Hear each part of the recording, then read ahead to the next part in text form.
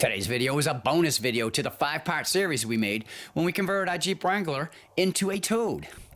Today's video will be installing a monitoring light so we know when the brakes of the Toad, our Wrangler, are actually being depressed. There are two methods of doing this. You can set the light up inside the Toad and then you put it on your sun visor, your dash, or I've seen them even on the front bumper, and use the rear camera of the RV to see whether or not the brakes are being applied. We're not going to do it that way. I want the light right where I am, so we're going to put it right in the dash. Now, in order to do that, you need to get the power from the Toad up to the dash. And the way that we're going to do that is we're going to use the trailer wiring. Now, most RVs that come with a tow package will have either a 7-way round or a 4-way. Ours has both.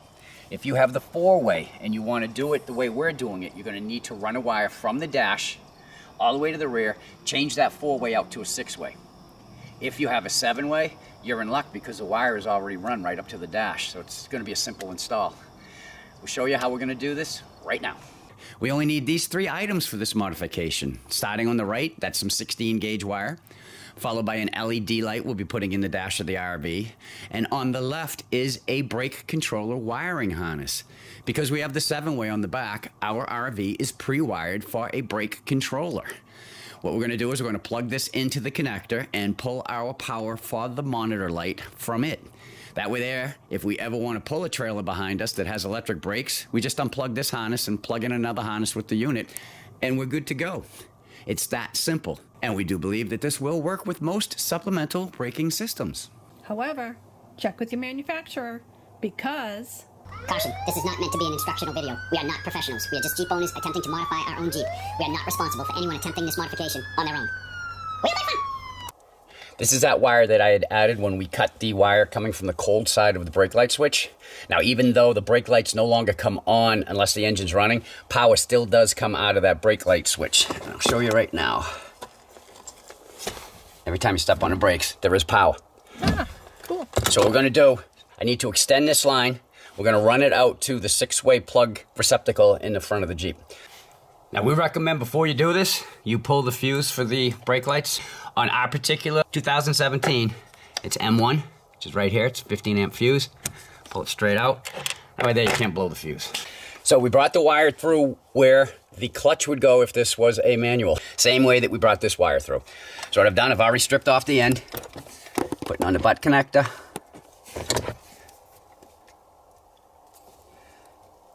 Clip it down.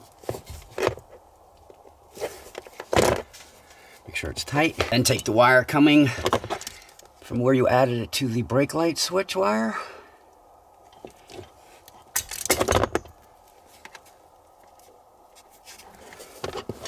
Stick that into the butt connector.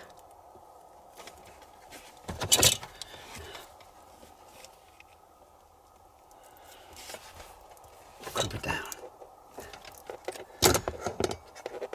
Okay, that's good. We'll tighten this up after we get it hooked up front.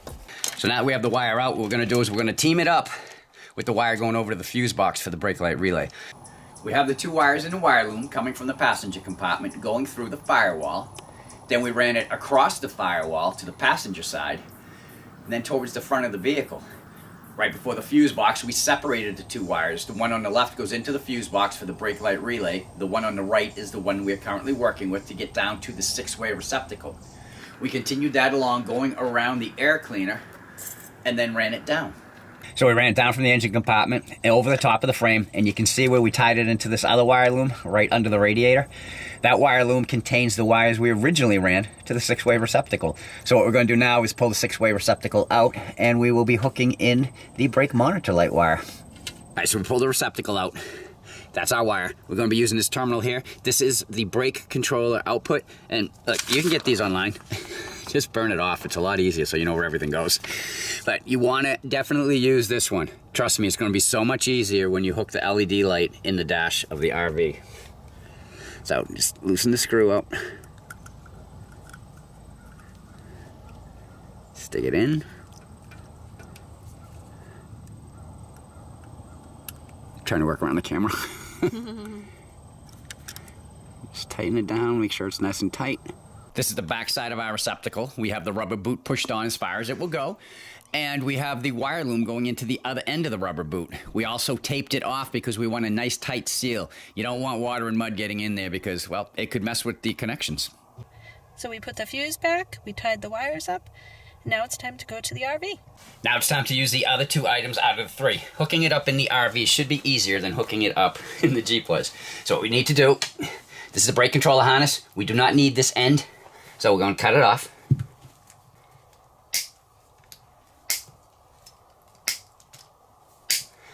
Now that that's gone, we're only going to use 2 of the wires here. Just the blue and the white. So what I'm going to do is I'm just going to tape these 2 off, and then we'll get back.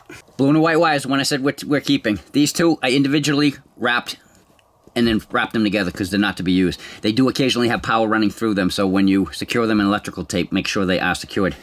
Now, what you're looking for, this is your brake controller harness for the Ford F53 chassis, which this chassis is. Ours was just dangling down here. I heard that they're mostly off to the left-hand side if you can't find them. That was supposed to be snapped in someplace, but it wasn't, which made it convenient for us. So what you're going to do, you want to make sure the blue and the white wire are lined up together. And then just snap it in. It's that simple.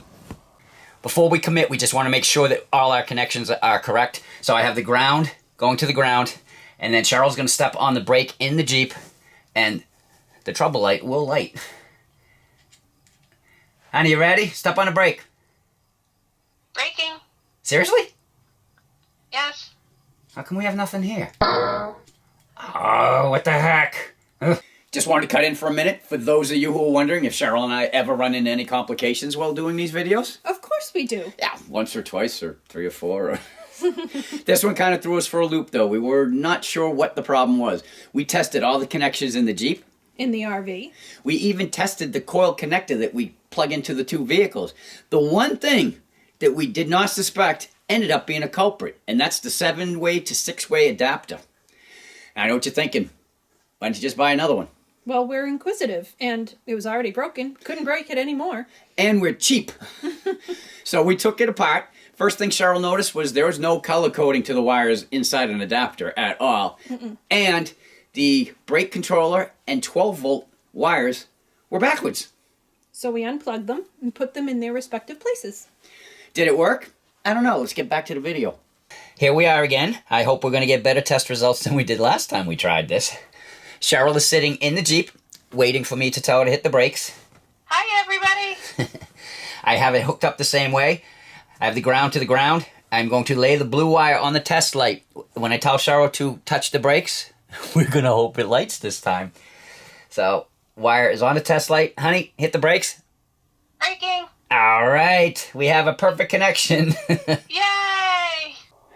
We decided the best spot for the light was going to be over here. So, I have this going through the dash, making sure it doesn't get in the way of any braking, steering, gas pedal, nothing. So, we're going to be running there. And this light here is a blinking light. The directions on the LED light say to drill a 5/16" hole. So I know I could have gotten through it easily, but I drilled a pilot hole anyway, just because this is an expensive coach and I'm about to drill a big hole in it. So just going right where it was. All right. Due to the size of the hole, the size of the wire, and the location we're going with, we can only hook one wire up at a time. There's the blue wire, so we'll hook that one up first. Now, due to the thinness of the wire, we stripped it even further back and folded it over so that it will fit in the butt connector better. Alright, so we're going to stick that into the butt connector. We're going to hope that it holds. This is really thin, even doubled over. Crimp it down. Check the connection. We have a connection. Yay! Now, I just want to mention, it does say the red wire is positive, the yellow wire is the ground. So, naturally that's going to the white wire. The red wire is going to go to the blue, which is right here. So, slip the butt connector on.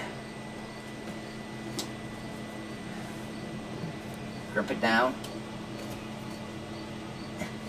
Make sure the connection's good. It is.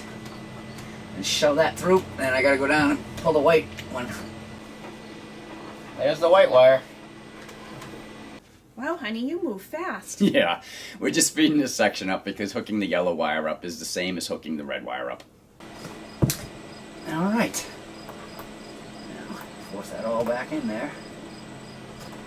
Truck's going to step on the brake. There it is. Our little baby light. It's a bad area to film, so we're in a parking lot. Just giving you an example of how this works. See the light. The light appears to be working. The brakes are being applied in the Wrangler. As soon as I release the brake and pull away, it will go out. See? So it's doing exactly what it's supposed to do, and now we know that. Yes. Again, it's just a peace of mind light. I don't ever have to worry about the brakes being stuck on and not knowing about it. There you go, the towed brake monitor light is a success. So until we do something else to the Toad or the RV, the end. So if you like this video, give it a thumbs up. And if you haven't subscribed, subscribe now. You could share it with your friends if they're interested in this project also.